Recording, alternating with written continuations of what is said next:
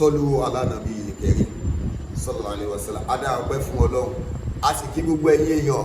Ọlọ́run ní jẹ́ ó bàjẹ́ fún gbogbo wa. Ẹ rí, à ń dúpẹ́ lọ́wọ́ gbogbo wa tí à ń tẹ̀lé òdodo láti ìgbà tí ọ̀rọ̀ yìí ti ń bẹ̀rẹ̀. A sì dúpẹ́ lọ́wọ́ gbogbo ẹ̀yin èèyàn tẹ́ ẹ mọ òdodo tẹ́ ẹ sì dá òdodo mọ̀. Ṣé ẹ rí, lórí gbogbo fact tá a ti mú kalẹ̀, pàápàá lórí ẹ̀gbọ́n bàbá wa Imam tí wọ́n jẹ́ àkọ́bí bàbá wọn tí wọ́n jáde ní ìjọ òní, wọ́n ṣàlàyé bí àwọn ti jẹ́ nílé ayé lára fún gbogbo wa. Àmọ́ a tún wá rí pé àwọn kan tún ṣì ní irọ́ ní àfikún gbogbo àwọn 14 tó kù kí wọ́n kóra wọn jáde. Ṣé rí, ìtèmi fẹ́ sọ fún wa rèé, lẹ́yìn fáàtì tá a ti mú wá yìí, ẹ rí pé àìmọye fáàtì tá a ti mú wá lóríṣiríṣi tẹ́ẹ̀fì mọ̀ pé bàbá wa Imam lótìtọ́ àti lódodo authentic ọmọ ilé Ayélára ni wọ́n.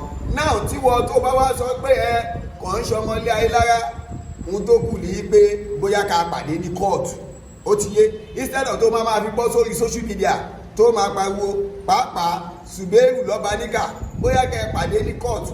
So torí pé ẹ̀yin náà lẹ́kú kọ ìwé tẹ́lẹ̀ already, ẹ jẹ́ àpàdé kóòtù. Ẹ bá mọ̀ yìí pé gbogbo fáàtì tá a múlẹ̀ yìí kò tẹ́ yín lọ́rùn, so kọ́ lọ kó jọ kó má ṣaláì gba àdúrà wa. Bàbá wa Imam, Ọlọ́run ní jẹ́ kí wọ́n jábọ́.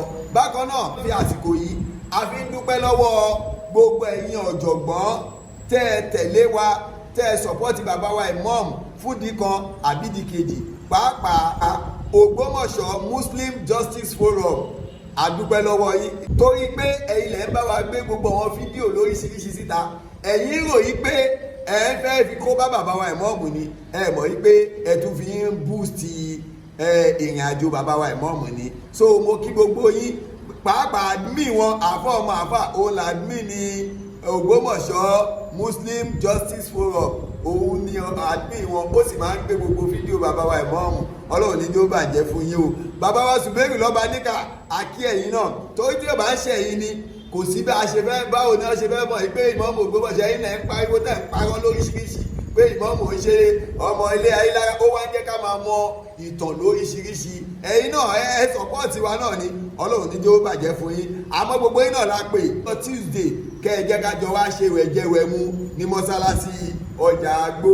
Tí ẹ bá wòye pé bóyá ẹnu yín yóò korò láti jẹ ẹran, tẹ́nu yóò bá ní korò láti jẹ ẹran, ẹ lè wá bá wa ní mọ́sálásí ọjà Àgbò, kájọ jẹ oúnjẹ, kájọ ṣàjọyọ̀ pé a pé ọdún mẹ́ta tá a wà ní orí oyè, tá a sì lo ọdún mẹ́wàá, a lo 70, a lo 100, inshallah obi kudratillah. Ọlọ́run ní jó bàjẹ́ fún gbogbo wa.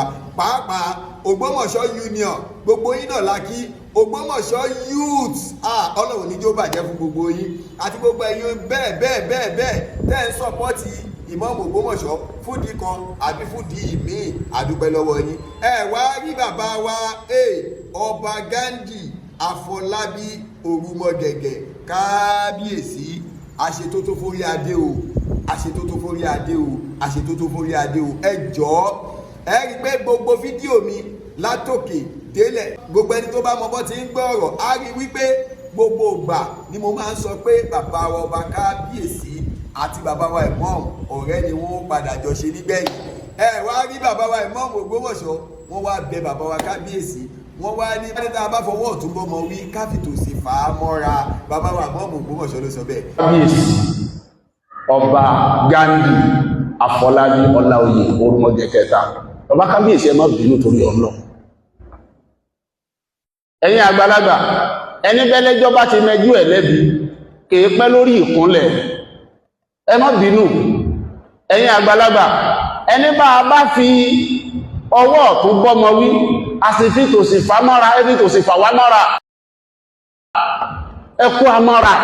A nífẹ̀ẹ́ yín, a sì mọ̀ pẹ́yìn náà nífẹ̀ẹ́ wa, ẹ fà wá mọ́ra, ẹ rán ni sí wa, ẹ ṣe wá lọ́mọ, ẹ gbá wa wíbá abáṣẹ̀, ẹ bú wa, ẹ kìpọ̀ rí ìyá wa fún wa, ẹ dáríjì wẹ́ni a má ṣe bẹ́ẹ̀ mọ́, àmì ṣe bẹ́ẹ̀ mọ́.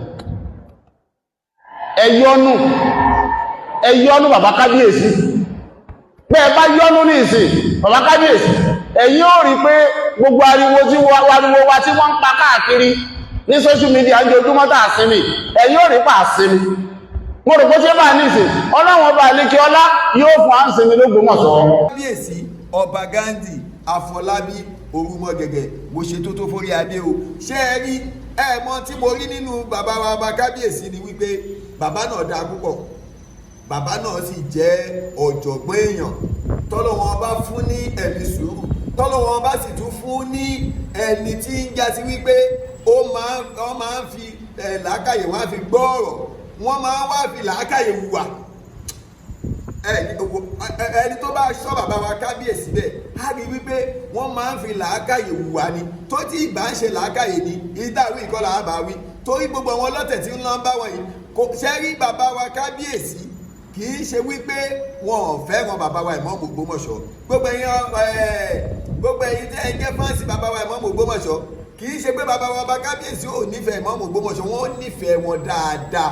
bẹ́ẹ̀ náà ni bàbá wa Imam gbogbo ìlú Ògbómọ̀ṣọ́ Sheikh Dr. Tọ́lẹ̀ àti Yunus Aylára second tí wọ́n nífẹ̀ẹ́ bàbá wa Kábíyèsí náà dáadáa.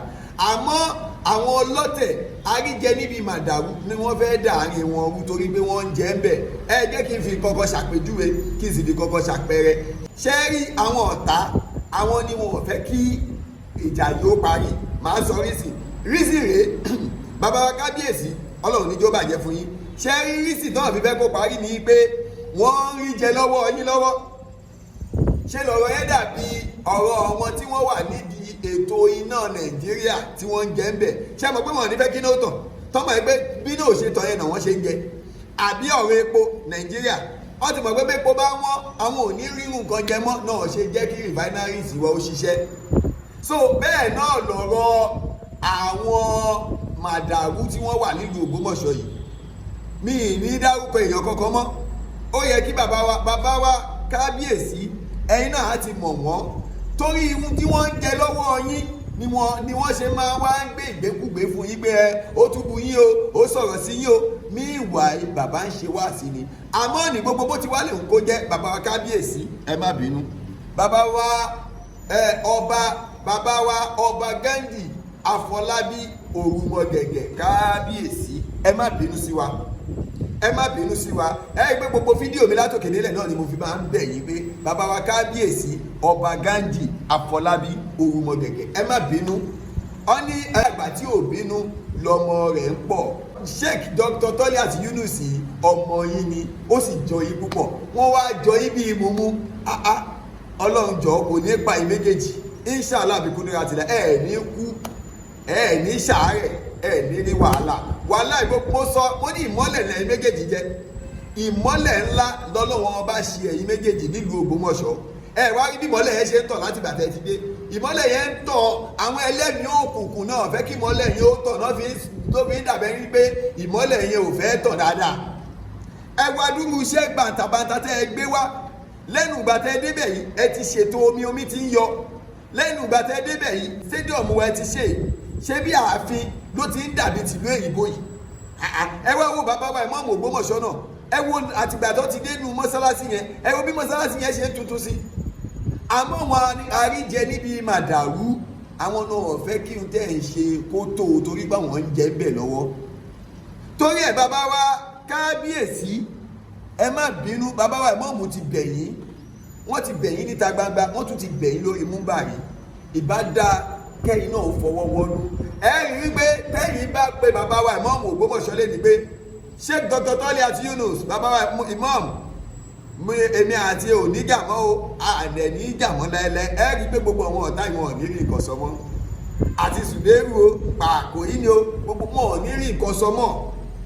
ẹ wá rí i pé gbogbo àkọ́ dá ẹ dáhùn ẹ kọ̀ rí i pé ẹ kọ̀ máa gbádùn bí èèrà ṣúgà nílùú Ògbómọ̀ṣọ́ ni. ẹ wò gbà tí gbogbo ẹ ti ṣẹlẹ̀ bàbá wa ọba Kábíyèsí ẹ̀yin á máa bẹ̀rù wípé kọ́wọ́ kìíní ìmá lọ́jà bàbá wa Imam á máa bẹ̀rù pé kọ́wọ́ kìíní ìmá lọ́jà. ẹ wá gbogbo ẹ̀yin méjèèjì ibi tó yẹ kẹ́ wá ṣiṣẹ́ sí ẹ̀ ṣiṣẹ́ síbẹ̀ ẹ̀yin méjèèjì sí ní nọ́mbà 1 nílùú Ògbómọ̀ṣọ́ ẹ̀yin jẹ́ nọ́mbà 1 fún gbogbo ìlú Ògbómọ̀ṣọ́ Imam ń jẹ́ nọ́mbà 1 fún gbogbo mùsùlùmí likewise olórí àwọn kan náà ń bẹ́ẹ̀ bẹ́ẹ̀ tẹ́yìn mẹ́tẹ̀ẹ̀ta bá fọwọ́sowọ́pọ̀ wà láìtàlá ìlú yẹn yóò dáa.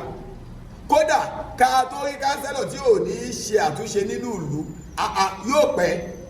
torí ẹ̀ bàbá wa ọba Ghandi Afọlábí Ògbómọgẹ̀gẹ̀ kábíyèsí ẹ jọ̀ọ́ abẹ̀yìn ni ẹ jẹ́ kí gbogbo ẹ̀ ó tán irú ìta fẹ́ ṣe níjọ́ ọlọ́túnla ẹ̀ ó yẹ kẹ́yìn náà wà ń jókòó bàbá wa kábíyèsí ó yẹ kẹ́yìn náà wà ń jókòó gẹ́gẹ́ bí kábíyèsí gbogbo ìlú Ògbómọ̀ṣọ́ pé à ń ṣe ọdún pé bàbá wa ìmọ̀ọ́mù pé ọdún 3 lórí khalifa irú PhD tí wọ́n fẹ́ lọ ṣe convocation yìí ó yẹ kẹ́ wà ń bẹ̀ torí wípé kí ni invitation letter tí náà wà lẹ̀ àmọ́ ní torí àwọn aríjẹ níbi màdàrú yìí ni wọn ṣe fẹ́ jẹ́ kẹ́yìn àti bàbá wa ìmọ̀ọ́mù rẹ ọlọ́run jọ̀ọ́ mo bẹ̀ ọlọ́run bá mi fi ìfẹ́ yìí méjèèjì bá mi fi hàn sínú ara yín ọlọ́run bá mi so yín pọ̀ ọlọ́run jọ̀ọ́ bá mi dùn yín nú gbogbo àwa tá à ń wo fídíò yẹn jọ̀ọ́ ẹ bá wa ṣe àdúrà pé ìmọ̀ọ́mù Ògbómọ̀ṣọ́ àti bàbá wa ọba Gáǹjì ọlọ́run ṣe wọ́n lọ́rẹ̀ẹ́ ara wọn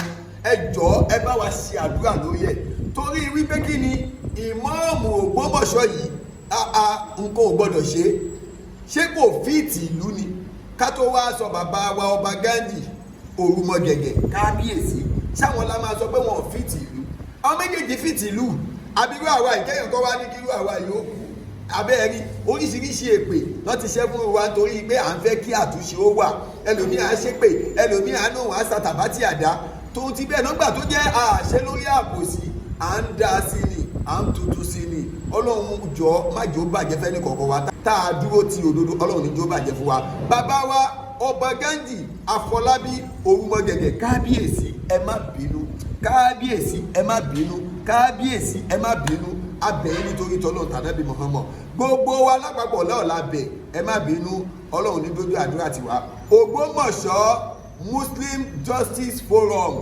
àtúnkì ilẹ̀ kan sí ẹ ṣe ẹ̀kú iṣẹ́ takuntakun ọlọ́run á san gbogbo wa lẹ́san lórí iṣẹ́ tá a bá ṣe ọlọ́run sì ní jó bàjẹ́ fún wa la hawla wala quwwata illa billah aliyil azim salamu alaykum. kábíyèsí ọba Gáǹjì Afọlábí Ọláoyè Ògbómọgẹ̀gẹ̀ kẹta ọba kábíyèsí ẹ má bínú torí ọlọ ẹ̀yin àgbàlagbà ẹni bẹ́lẹ́jọ́ bá ti mẹjú ẹ̀ lẹ́bi kèé pẹ́ lórí ìkúnlẹ̀ ẹ má bínú ẹ̀yin àgbàlagbà ẹni bá fi ọwọ́ ọ̀tún gbọ́mọ wí a sì fi tòsì fà mọ́ra ẹbí tòsì fà wá mọ́ra ẹkú amọ́ra a nífẹ̀ẹ́ yín a sì mọ̀ pé yín náà nífẹ̀ẹ́ wa ẹ fà wá mọ́ra ẹ rán ni sí wa ẹ ṣe wá lọ́mọ ẹ bá wa wíbá abáṣẹ̀ ẹ bú wa ẹ kìpọ̀rí ìyá wa fún wa ẹ dáríjì wọn ní a má ṣe bẹ́ẹ̀ mọ́ àní ṣe bẹ́ẹ̀ mọ́ ẹ yọ́nú bàbá kábíyèsí bẹ́ẹ̀ bá yọ́nú ní ìsìn bàbá kábíyèsí ẹ̀yin ó rí pé gbogbo ariwo wa tí wọ́n ń pa káàkiri ní social media ń jojúmọ́ tà sinmi ẹ̀yin ó rí pa sinmi mo rò pé ṣé bá ní ìsìn ọlọ́run ọba àlékí ọlá yóò fún àǹsinmi l'Ógbómọ̀ṣọ́ ọlọ́run fún àǹsinmi l'Ógbómọ̀ṣọ́ wala la hawla wala quwwata illa billahil aliyyil